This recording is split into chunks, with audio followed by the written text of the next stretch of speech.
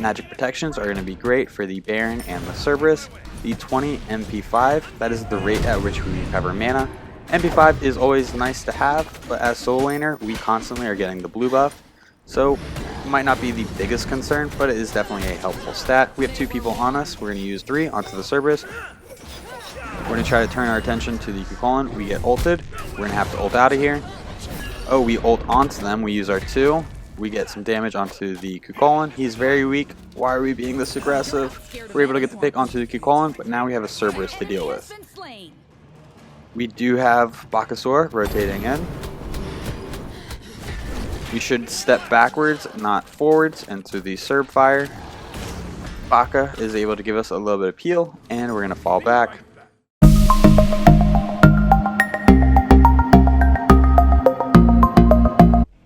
What a do, Skibidi Boo, it's your boy SeanyB Gaming, and today we have a viewer request to play Bellona as solo. If you are new to the channel, I upload 6 to 7 times a week. I add some commentary to a game that I've already played with the intention of seeing what went right and what went wrong, and hopefully there's something that we can learn together. If you are a returning viewer, Bellona is a pretty strong warrior who excels from using her abilities and then following up with some basic attacks. Let's go ahead and review her abilities. Bellona's 1 is her shield bash. She's going to dash forward with her shield. If she connects with an enemy, she's going to gain a block stack. This dash is also going to apply a slow that levels up as you put points into this ability. Bellona will then switch to her sword and shield stance until she has not taken or dealt damage in the last 5 seconds.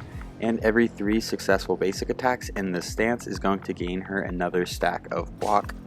Bellona's 2 is her bludgeon. Bellona's going to spin her hammer around and then she's going to slam it down. So there's 2 forms of damage here. Each enemy god hit in the spin phase will increase the damage on the slam phase. Once Bellona has used this ability, she's going to pull out her hammer for her weapon, and our hammer is going to allow her to use AoE basic attacks onto anyone. But this hammer is only going to utilize 33% of Bellona's total lifesteal. Bellona's 3 is a line attack that disarms enemies and makes it to where they can't use their basic attacks. After using this ability, Bellona is going to pull out her Scourge, which has an extended range of 4, and every 3rd attack is going to heal Bellona.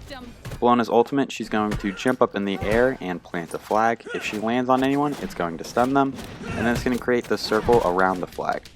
The flag is going to give allies protections. It's going to last longer as we level it up, and it's going to deal some damage and stun. Bellona's passive, upon giving or receiving basic attacks, Bellona is going to gain protection and movement speed. She can have up to 5 stacks, and she's going to gain 5 protections per stack and 3 movement speed per stack. Since we got lane advantage, we're going to go ahead and rotate to the Totem of Q. The Totem of Q is like popping a mana potion for everyone on your team, and it's also going to give everyone a little bit of gold.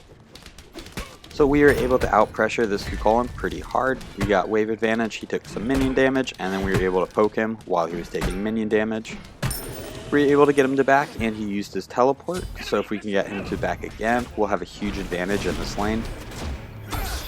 We're going to use our 3 that gets the disarm. If he's hiding under his tower, there's not too much we can do. We really want to save our 2 for the minion wave. At level 1, I put a point into my 2. At level 2, I put a point into my 1. And at level 3, I put a point into my 3.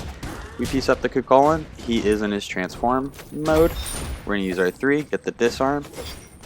Go ahead and attack these minions with our 3. Every 3rd hit is going to be a heal. We're going to get this Kukulkan. I don't know what he's doing. I think he was trying to push us under tower. But that was definitely not the play to make with the amount of health that he had. In terms of the start, we're going to be going with Warrior's Blessing. Then we're buying the tier 1 of Berserker Shield. Then we're going to pick up some health pots.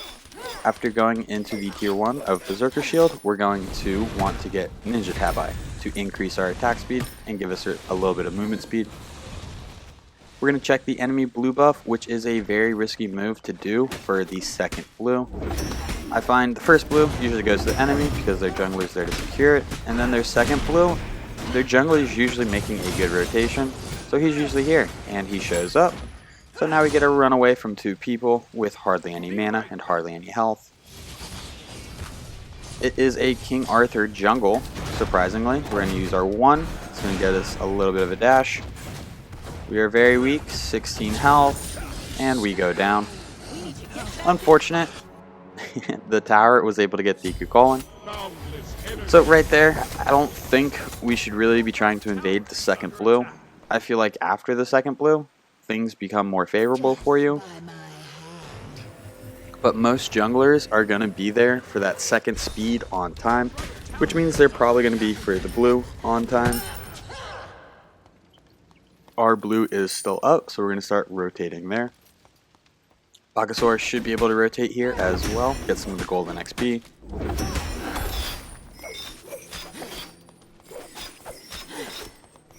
Ninja Tabi is going to increase our attack speed, and with Bellona, we're going to try to get our attack speed up. So we're dashing in with our 1 to try to get a block stack and to also try to apply that slow. You're not afraid to fight into this Kukulkan, especially if we have all of our cooldowns ready to go. We miss the slow, we hit him with the disarm. We do have 2 levels on him. He's not level 5 yet, so he does not have his ultimate. We're able to hit him with the 2. We do have our ultimate here. Probably waiting to save up our 2, wait for our 2 to come off the cooldown, and then we're going to ult him, use our 2. That's his dash. We're going to jump on him. We get the stun, we use our 2. We're able to slam on him, and we're able to get the pick. This Kukulkan is staying in lane a little bit too long. I feel like he's pretty weak, and then he's just staying within range for me to get him. So once we complete the Berserker Shield is going to give us 40 physical power. It's going to give us 30 physical protections. It's going to give us 20% attack speed and 10% physical penetration.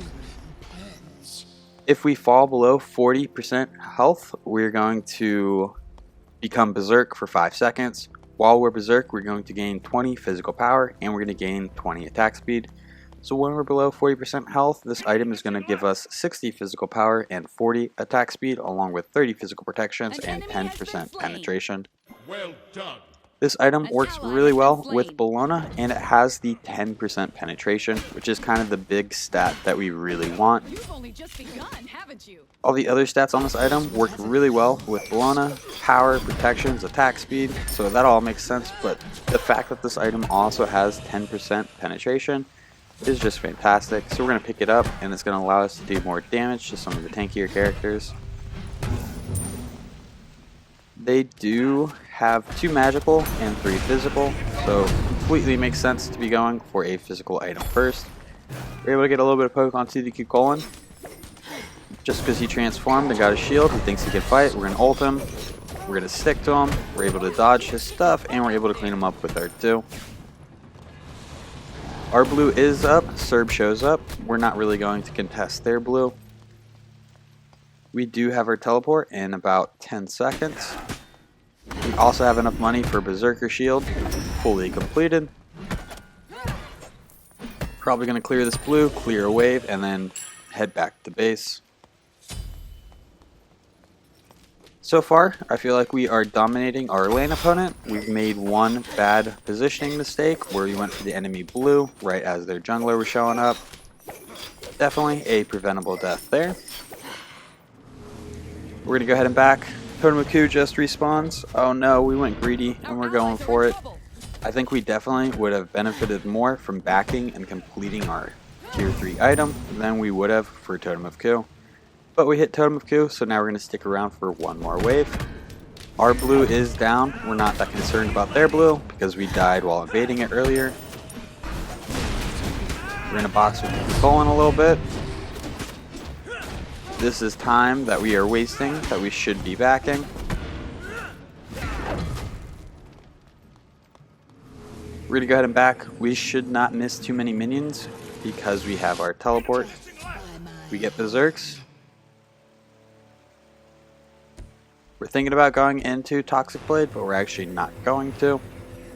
We're going to go ahead and teleport back to lane. We definitely missed some minions because we spent too long in the shop.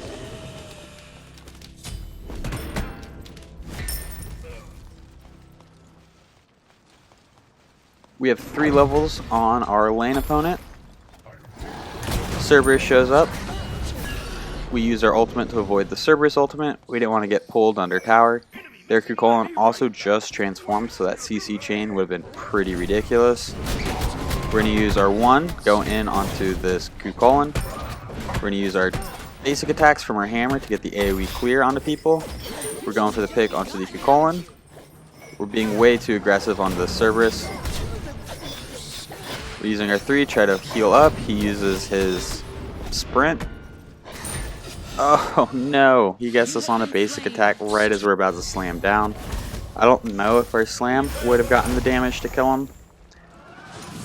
After getting the pick onto Kukulkan, we definitely could have played that safe and started to fall back. We were fighting a Serb with 3 archers shooting at us. So the smart thing would have been to fall back after getting the pick onto the Kukulkan. But we got very greedy and tried to get the double. I feel like Bellona is one of those characters where you can pull off the 2v1s. Her kit is so not diverse. It allows you to do a lot of different things. It has a lot of functionality within the kit. If we're going against an Artemis, we can disarm her, we can charge her with their shield and start gaining block stacks as we attack her. If we're fighting multiple people, we can use our 2, we bring up the hammer and attack multiple people. She has an ultimate that stuns. I don't know. I feel like I always want to bob with Bellona. She's a character where I go in a little bit too much compared to what I should be going in. We're going to pick up blue. After going into the Berserker shield, we're going to be going into Shogun's Kusari.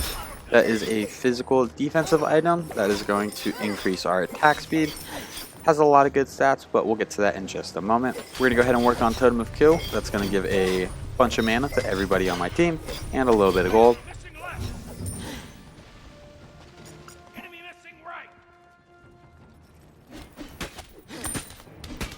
Enemy missing in our lane. He's probably on his blue buff if I had to guess. King Arthur, their jungler, is here, so we're going to start falling back. Still trying to like get a gauge for how much damage this jungle King Arthur can do. And unfortunately, it's a lot. I try to let the middle lane people know that their jungler is rotating mid. We're able to use our 1, get the slow onto the Kukulkan. We're just going to use our autos to try to get some of those block stacks. We're going to switch to our 3, start getting some lifesteal. He's about to transform. We're able to dodge the root. We get pushed back. We use our ultimate to avoid his tremble. We're going to use our hammer. We get the slam onto him. We're going to trade some autos, and we're able to get the pick onto the Kukulkan. We're going to use our 3, switch to our lifesteal or our bludgeon. Every 3rd hit in this stance is going to heal us. So if you look at the 5 spikes on Bellona's passive, that represents her passive, or a passive icon I should say. Those are the stacks of power and movement speed that she gets from attacking. Here comes Cerberus. That was a little bit more damage than I expected, so we're going to wiggle out of here. Cerberus has some high base damage, and we don't have our magic protection fully online. Cerb might be able to kill me right here, so I'm trying to wiggle around. Looks like I was able to get him to jump away. We're going to dash out and go ahead and back. We do have our teleport up and ready. So Shogun's Kusari is going to provide us 60 magical protections. It's going to give us 20 MP5, 10% cooldown reduction, and 20% crowd control reduction. Magic protections are going to be great for the Baron and the Cerberus. The 20 MP5, that is the rate at which we recover mana. MP5 is always nice to have, but as solo laner, we constantly are getting the blue buff. So it might not be the biggest concern, but it is definitely a helpful stat. We have 2 people on us. We're going to use our 1 or our 3 onto the Cerberus. We're going to try to turn our attention to the Kukulkan. We get ulted. We're going to have to ult out of here. Oh, we ult onto them. We use our 2. We get some damage onto the Kukulkan. He's very weak. Why are we being this aggressive? We're able to get the pick onto the Kukulkan, but now we have a Cerberus to deal with. We do have Bakasor rotating in. We should step backwards, not forwards, into the Cerb fire. Baka is able to give us a little bit of peel, and we're going to fall back. The 10% cooldown from Shogun's Kusari is going to be pretty helpful. I think this is our first bit of cooldown that we're getting, and the 20% crowd control reduction. Whenever we get stunned for a second, the stun is only going to last for 0.8 seconds because we have 20% crowd control reduction. And Shogun's Kusari has a passive. Allied gods within 70 units are going to have their attack speed increased by 25%. After going into Shogun's Kusari, we are going to be going into Frostbound, which we'll get to in just a moment. We do not have our teleport, so we're going to have to walk back to lane. I chose to get the sprint or heavenly wings for my second relic. I think a shell or a sprint are kind of my best options. We could get beads, but we do have our ultimate that would allow us to get out of the Serb ult or the Baron ult. So we do have a little bit of counterplay in our ultimate that kind of acts like beads for us. I think this King Arthur is just going on a rampage. King Arthur jungle is doing a lot.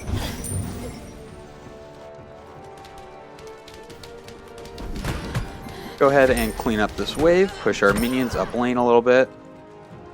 We're going to rotate into jungle.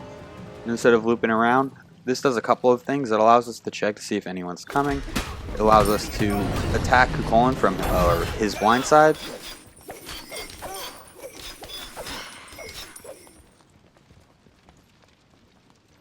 We're going to rotate towards mid. We see King Arthur in mid.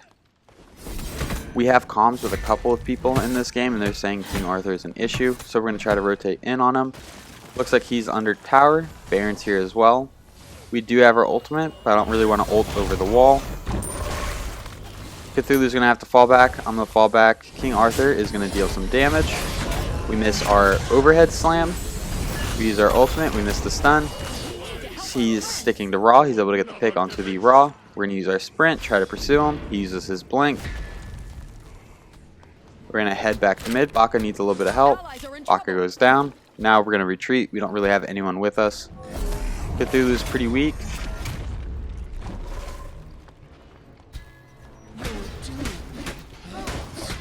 We're going to get some damage onto the Cerberus. Bad fight, so we're going to disengage. We might have started a fight for a team that we can't win.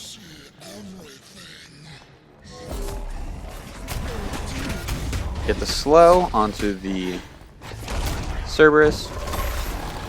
We're going to use our 3, get the disarm, doesn't matter too much.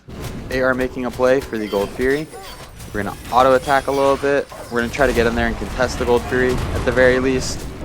Unfortunately, we got knocked up as we were using our 2, and the enemy team was able to secure the Gold Fury. Cthulhu uses his ultimate. He's going to have to fall back because he's very weak. We're going to use our ultimate to avoid the Baron ability. We unfortunately miss our stun. We stand behind him. Yes, that Duke, but unfortunately we get stunned. King Arthur is probably going to be able to clean us up. He has a lot of chase potential. And unfortunately we go down. I don't know why we were fighting there. We started that fight. The enemy team was able to go for gold. We kind of contested gold, and then we got pushed back. But we were away from our lane for quite a while right there. Probably a little too long. King Arthur is able to get a triple kill. He might even get a quadra, chasing our hunter. Alright, calm down already. We're checking his build. Anytime I play Smite and somebody kills me or somebody's playing a weird role, I like to check their build. It kind of lets me know what they're doing, and maybe can help explain their early power spikes or some damage that I wasn't expecting from that character. Taking a look at the King Arthur build, he was going into Stone Cutting Sword. That is going to give him a decent amount of power and movement speed. Then he went into Boots, and he went into Gladiator Shield. Gladiator Shield, you deal additional damage if the enemy is below a certain health threshold. So, between the Gladiator Shield and the Stone Cutting Shield, or Stone Cutting Sword, kind of makes sense how King Arthur is smacking the way he smacks.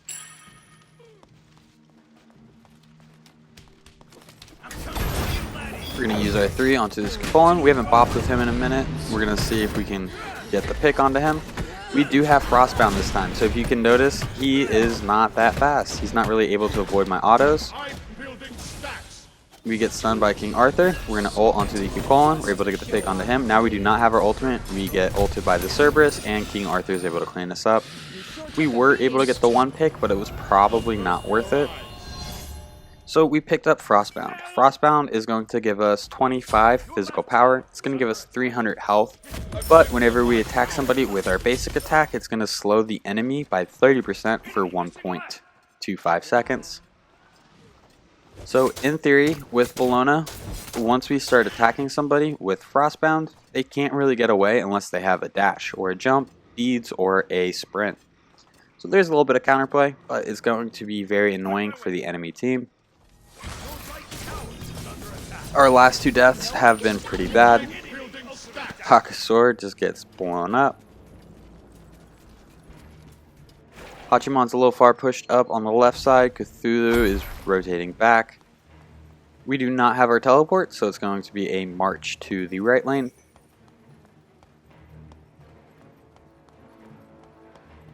So even though we've died 4 times, I feel like we're having a really good game. We just made some bad positioning mistakes. We're a little too aggressive when we shouldn't have been. We're going to clean up the minion wave before hitting our blue.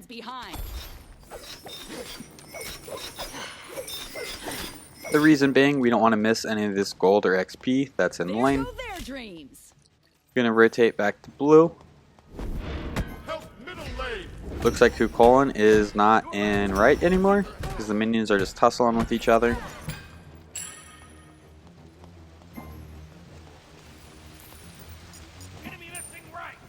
I let the team know we still don't have eyes on Cuchulainn.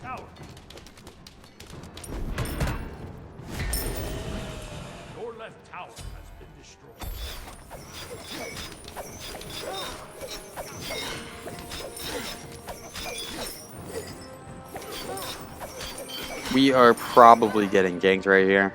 We don't have eyes on anyone. We were revealed to the enemy team because the minions had sight on us. We're going to go ahead and start the Pyromancer. Hopefully Bakasor can rotate over and help us out. After going into Frostbound, we're going to be going into Qin Sias. Qin Sias is going to give us some power, it's going to give us some attack speed, but we're really getting it for its passive. Whenever we attack somebody with a basic attack, we're going to remove a percentage of the enemy's health. I believe it's anywhere from 2 to 4%, so 3 basic attacks, that's 6% of the enemy's health, plus just the basic attack damage itself. So on a squishy character, that could be anywhere from 6% of the enemy's health to about 20% of the enemy's health, depending on how many protections they have. And that's just 3 basic attacks. Let's see if we can do a little ganky gank right here. We're going to do a slow onto the Baron. He uses his ultimate. We are glad to eat that for the team. We're going to go ahead and ult out. We're going to pop a health potion. We have 2 people on us. We get knocked up, and unfortunately we go down. So our ganky gank did not work out that well. We tried to initiate. We ate an ultimate or 2 and just got blown up. Was not the best fight. We probably could have used our Hachimon, who was all the way over and left. Just peeking enemy builds right now. We don't have enough money for Qin Sias yet, so we're just going to hold off on buying anything.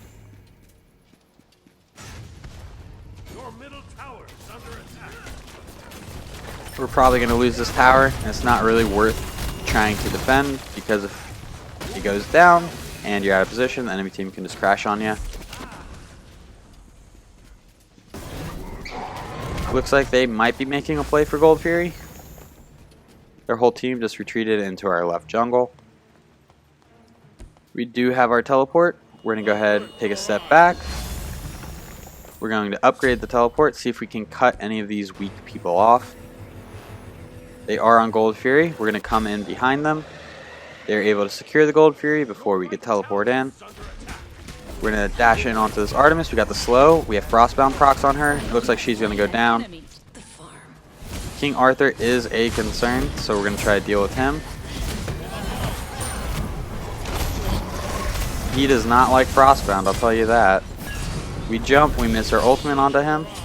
Cthulhu is sticking to him. We're going to turn our attention elsewhere. I think that King Arthur is probably going to get out. Cthulhu is still chasing, and they're able to get the pick onto the King Arthur. We have 2 people rotating over, but we have 3 people rotate over as well. We get some Frostbound procs onto the Baron, and we eat his ultimate for the team. Now there's 2 people on left. We're going to use R3, try to get a little bit of lifesteal off this wave. Ra also has a heal. We get ulted by Cerberus. Not the biggest deal. We also took some Phoenix shots for the team. We're going to use our 3, disarm the Kukulkan. We're able to get the pick onto the Kukulkan. Now it's just the Cerberus left. We should be able to get this Phoenix. Very nice. So Artemis just came up. She does probably have her ultimate. We're going to stand in the Ra heal, and we're probably going to fall back here.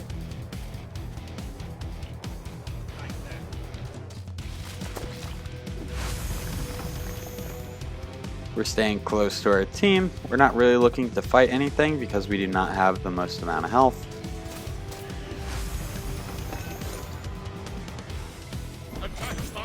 We are going to make a bold play and go for Fire Giant.